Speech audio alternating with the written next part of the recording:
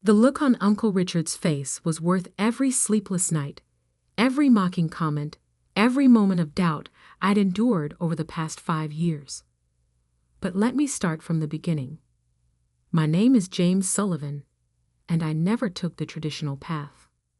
While my cousins went to prestigious universities, I worked full-time at our family's pharmaceutical manufacturing company, Sullivan Pharmaceuticals, taking online classes at night. Not because I couldn't get into a real college, I had been accepted to several, but because I saw something they didn't. The future of pharmaceutical manufacturing wasn't in the old methods my uncle clung to. It was in automation, in artificial intelligence, in systems that could adapt and learn. But to build that future, I needed to understand both the science and the practical reality of our industry. Another late night with your digital diploma mill. Uncle Richard would smirk whenever he caught me studying in my small office at the plant. He'd inherited control of the company when my father, his younger brother, died unexpectedly 6 years ago. My 10% ownership stake, left to me by Dad, was treated as a mere courtesy. "The future is changing, Uncle Richard," I'd reply, not looking up from my advanced robotics textbook. "We need to change with it." He'd laugh, that condescending chuckle that echoed through the boardroom whenever I tried to suggest improvements. The pharmaceutical industry is about tradition, James, about proven methods. League the sci-fi dreams to Silicon Valley. But while he was dismissing my ideas, I was watching our competitors. Watching them struggle with the same problems we faced: contamination issues, production delays, quality control failures. Problems I knew could be solved with the right technology. My online degree wasn't just in engineering, it was a specialized program in pharmaceutical manufacturing automation. While my cousins were partying at their Ivy League schools, I was spending every free moment in our manufacturing plant, learning every process, every failure point, every opportunity for improvement. And I was building something that would change everything. "You're wasting your time," my cousin Michael, Uncle Richard's oldest son, told me one day. He just graduated from Harvard Business School and had been fast-tracked to VP of Operations. "Dad's never going to let some kid with an internet degree make major changes to his company." His company. That's how they all thought of it. They'd forgotten that my father had been the one to modernize Sullivan Pharmaceuticals in the first place, taking it from a small local operation to a regional powerhouse. They'd forgotten that his stake, my stake now, had been earned through innovation, not inheritance. But I hadn't forgotten, and I hadn't been wasting my time. For 3 years, I worked on my project in secret. During day shifts, I was just another mid-level employee, running quality control tests and maintaining equipment. But at night, in a small lab I'd set up in my apartment, I was building the future. I called it the Adaptive Manufacturing Intelligence System, ANIS, for short. It was more than just an automation system. It was an AI-driven platform that could monitor, adjust, and optimize pharmaceutical manufacturing processes in real time. It could predict equipment failures before they happened, adjust formulations for maximum efficiency, and ensure quality control standards that far exceeded FDA requirements. The patent application was filed under my name personally, not the company's. Uncle Richard's dismissal of my hobby meant he never asked me to sign an intellectual property agreement for my after-hours work. His arrogance would prove to be his biggest mistake. I finished my degree the same week I received notice that my patent had been approved. The timing couldn't have been better. Sullivan Pharmaceuticals was in trouble. Our largest competitor had just launched a new automated manufacturing system that cut their production costs by 30%. Our stock was falling. Shareholders were getting nervous. Uncle Richard called an emergency shareholders meeting. I sat quietly in the back, watching him try to calm the nervous investors with promises of cost-cutting measures and efficiency improvements. "We're implementing new standard operating procedures," he assured them, shooting a warning glance at Michael, who was squirming in his seat. What the shareholders didn't know was that 3 batches had failed quality control that week alone. At this rate, we'd lose our FDA certification within months. "Perhaps," I spoke up, my voice carrying across the suddenly silent room, "we should discuss alternative solutions." Uncle Richard's face darkened. "This isn't the time for your theories, James. The adults are talking." I stood, straightening my tie, the same tie Dad had worn to his first board meeting. "Actually, Uncle Richard, this is exactly the time. Especially given the failed batches you're trying to hide from the shareholders." The room erupted in concerned murmurs. Michael half rose from his seat, but Uncle Richard waved him down. "Your online degree is worthless," he announced, trying to regain control of the room. "Step aside and let real businessmen handle this." I smiled, feeling the weight of the documents in my briefcase. Dad had always told me timing was everything in business. He was right. "Without this," I said calmly, pulling out my patent documents, "your company is worth nothing." The room went silent. "What are you talking about?" Uncle Richard demanded, but I could see the fear creeping into his eyes. I opened my laptop, connecting it to the presentation screen. "Let me show you the future of pharmaceutical manufacturing. The future I've spent the last 3 years building while you were busy mocking my education." As ANIS came to life on the screen, I caught a glimpse of my reflection in the darkened window. I saw Dad there, in my stance, in my determination. He'd always believed in me, always supported my unconventional path. Now it was time to show everyone why. The shareholders leaned forward as I began my presentation, their eyes widening as they realized what I'd created. Uncle Richard sank into his chair, his face pale, as the full implications of my patent became clear. Sometimes the best revenge isn't in proving others wrong. It's in proving yourself right. And I was just getting started. The presentation screen glowed behind me as I demonstrated ANIS in action. I'd installed a test version in a sealed section of our manufacturing plant, another detail Uncle Richard had been too arrogant to notice. "Over the past 3 months," I explained, pulling up the comparison data, "this system has run parallel to our current production line. The results speak for themselves." The numbers flashed across the screen. 45% reduction in production costs, 98% decrease in quality control failures, real-time adaptation to manufacturing variables that had plagued the industry for decades.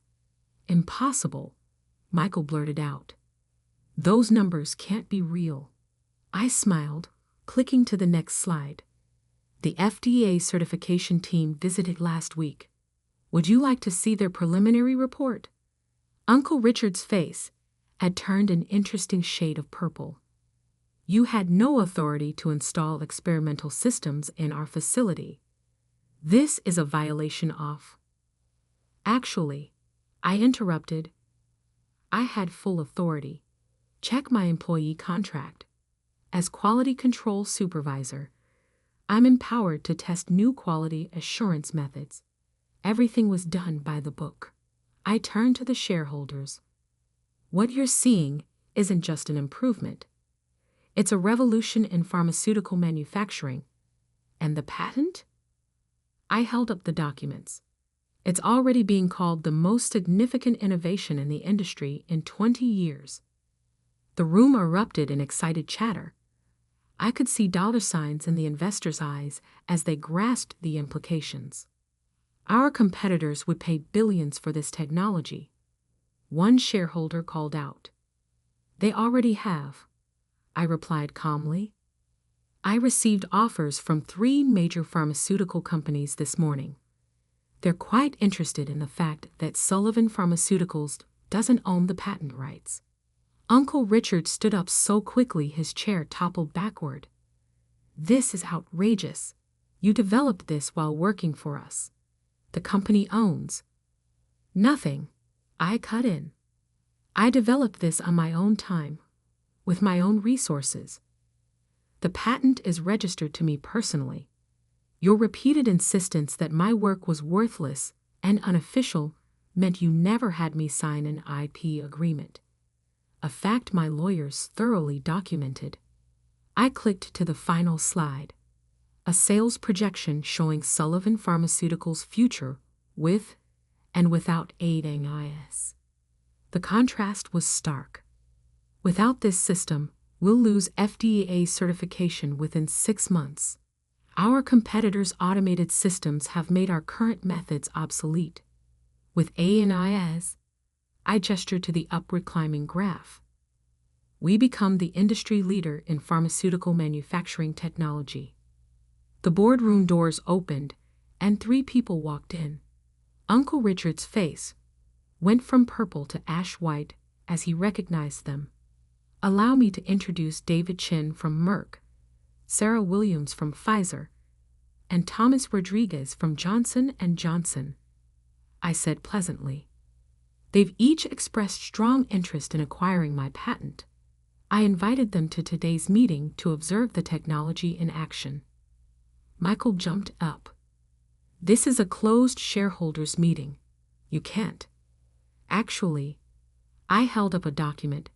As a shareholder, I can invite relevant parties to observe non-confidential technological demonstrations. It's in the company bylaws, the ones Dad wrote. The 3 pharmaceutical representatives took seats at the back of the room, their interested gazes fixed on the presentation screen. So, I continued, we have a choice to make. Sullivan Pharmaceuticals can license my technology, maintaining family ownership, but paying standard market rates for the patent rights. Or, I glanced at the industry representatives. I can accept one of the several very generous offers I've received. Uncle Richard slammed his fist on the table. This is blackmail. No, I corrected him. This is business. The kind of business you claimed I couldn't understand with my worthless online degree. I pulled out another document, this one considerably thicker. This is my offer to Sullivan Pharmaceuticals. Exclusive license rights to ANIS with certain conditions. What conditions? A shareholder asked eagerly. First, a restructuring of the board. My father's vision for this company was about innovation, not stagnation. We need leadership that understands that. Uncle Richard's face contorted. You want my position? No, I said quietly. I want the position I earned. Chief Technology Officer, with a seat on the board. The patent rights come with my appointment. The room was silent as the implications sank in. Without my technology, Sullivan Pharmaceuticals would fail within months. With it, we'd dominate the market. And if we refuse? Michael asked, his Harvard confidence cracking. I gestured to the industry representatives. Then I walk across the street to one of our competitors. My patent, my choice. One of the shareholders, an elderly man who'd known my father, spoke up. Richard, we need to vote on this now. Uncle Richard looked around the room, seeing his support crumbling. 20 years of ruling the company through fear and tradition, undone in a single morning. This isn't over, he hissed. Actually, I replied, it is, because there's one more thing you should know. I nodded to my lawyer, who had been waiting quietly by the door. She distributed copies of one final document to the board members. What's this? Uncle Richard demanded, scanning the pages. The results of the internal audit I commissioned 3 months ago. It seems there have been some irregularities in the company's recent FDA compliance reports. Irregularities that coincide with Michael's appointment as VP of Operations. Michael went pale. Uncle Richard started to speak, but I held up my hand. The full report has already been submitted to the relevant authorities. So you have a choice, Uncle Richard. Accept my offer, or explain to the FDA why our compliance reports don't match our actual production records. The room exploded into chaos. Board members huddled in corners. Whispered conversations filled the air. And through it all, I stood calmly at the podium, watching my uncle's empire crumble. Dad had taught me that success in business wasn't about prestigious degrees or family connections. It was about vision, integrity, and the courage to stand up for what you built. As the board called for an immediate vote on my proposal, I caught my reflection again in the window. This time, I didn't just see Dad's determination in my stance. I saw his smile. 6 months can change everything. I stood in my new office, my father's old office, looking out over the manufacturing floor. Below, ANIS hummed quietly, its adaptive systems orchestrating a perfect dance of automation and precision. Our production efficiency had increased by 250% since full implementation, and our stock price had tripled. The door opened, and Maria Rodriguez, our new VP of Operations, entered with the latest performance reports. The FDA inspectors just left, she announced, grinning. They're calling us the new gold standard in pharmaceutical manufacturing. They want to use our facility as a model for updated industry regulations. I nodded, remembering Uncle Richard's dire predictions about how my experimental system would destroy the company's reputation. He'd been wrong about that, just as he'd been wrong about so many things. The aftermath of that shareholders' meeting had been swift and decisive. The board had voted unanimously to accept my proposal, though not just because of the patent. The FDA compliance irregularities had been worse than even I'd suspected. Michael had been cooking the books for months, hiding quality control failures to protect his position. When the full investigation concluded, he'd faced criminal charges. Uncle Richard had been forced to resign to avoid being implicated in the cover-up. Have you seen today's Wall Street Journal? Maria asked, handing me the paper. The headline read, Sullivan Pharmaceuticals leads industry revolution. Stock soars on innovative AI manufacturing system. Below was a smaller headline. Former CEO Richard Sullivan faces SEC investigation in separate venture. I set the paper aside. Uncle Richard's downfall wasn't my concern anymore. I had bigger things to focus on. Like the research center I'd established in my father's name, offering scholarships to online students developing innovative pharmaceutical technologies, or the mentorship program helping employees earn degrees while working just as I had. My phone buzzed, a message from Dr. Sarah Chen at MIT. Her team wanted to collaborate on expanding ANIS's capabilities into biotechnology manufacturing. 5 years ago, someone with my worthless online degree wouldn't have gotten a response from MIT. Now they were calling me. A knock at the door interrupted my thoughts. To my surprise, it was Aunt Helen, Uncle Richard's wife. James, she said softly, do you have a moment? I gestured to the chair across from my desk. She sat, looking uncomfortable in the office where her husband had once reigned. I wanted to thank you, she began, for what you did for Tommy. Tommy was my youngest cousin, Uncle Richard's second son. Unlike Michael, he'd never fit the mold of the privileged executive. He'd been quietly taking online engineering courses, hiding his studies from his father just as I had. After the shakeup, I'd found his application in the HR system, rejected on Uncle Richard's orders.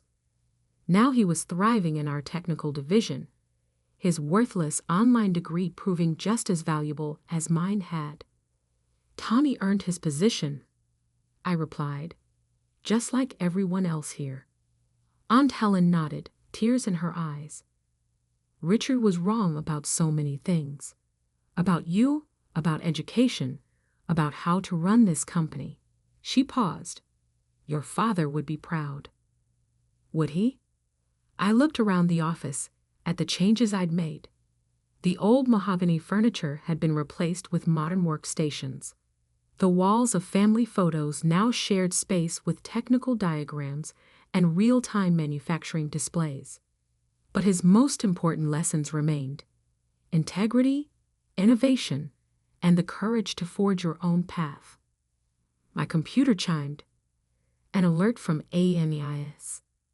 The system had automatically detected and corrected a minor variation in one of our production lines, maintaining perfect quality without human intervention. Another small miracle that my internet degree had helped create. How's Uncle Richard doing?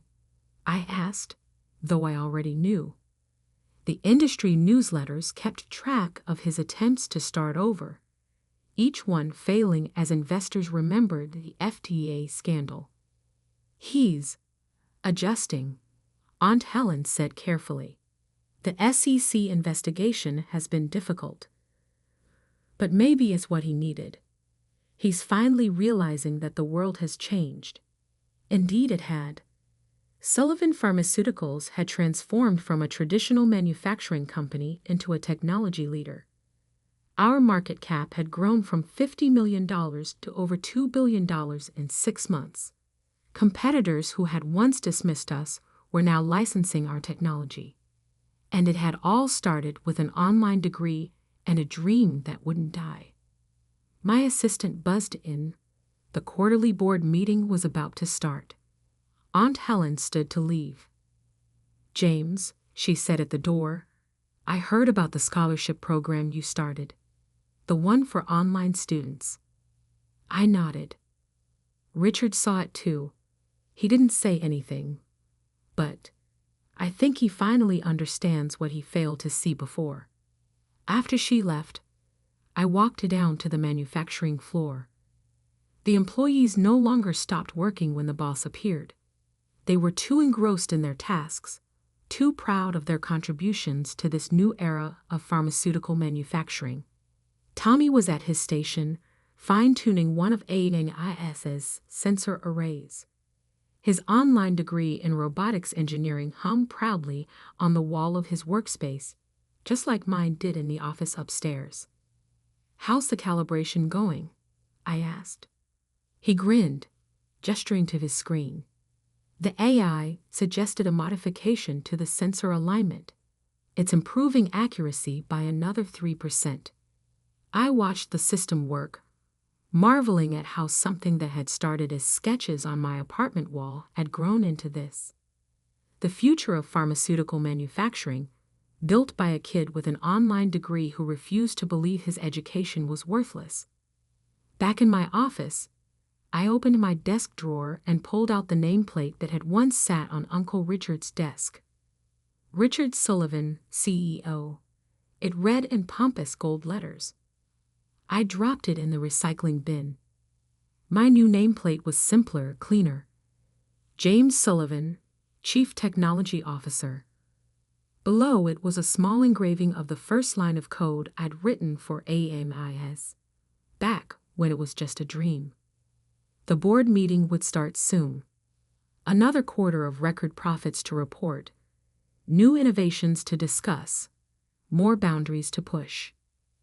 But first, I sent a quick email to the head of our scholarship program. Double the number of online degree scholarships for next year. And add a note to the application. No degree is worthless if you have the vision to use it.